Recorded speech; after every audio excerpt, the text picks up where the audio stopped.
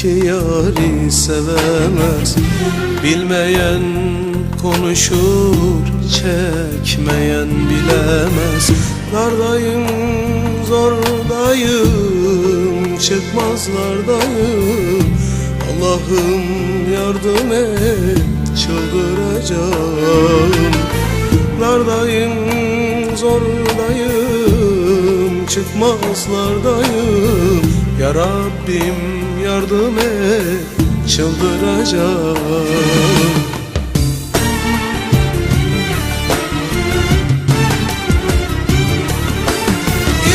İki aşk arasında kaldım, aman neyleyim.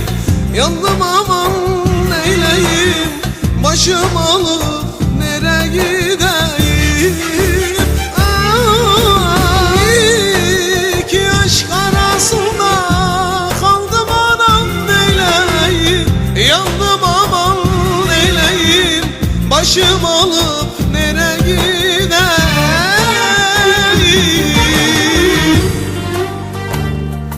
Kim demiş bir insan iki yari sevemez? Bilmeyen konuşur, çekmeyen bilemez. Dardayım, zordayım, çıkmazlardayım. Allah'ım yardım et, ya Rabbim yardım et. Çıldıracağım, çıldıracağım, çıldıracağım, çıldıracağım. Bilmezken gülerdim, alay ederdim. Böyle şey olur mu, yalandır derdim. Aklıma gelmeyen başıma geldi. Nereden düştüm bu derde, beni bitirdi.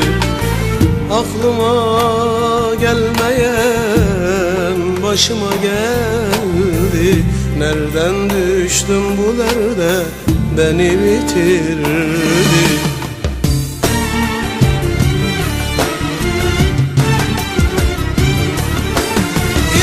İki aşk arasında kaldım, aman neyleyim. Yandım, aman neyleyim. Başım alıp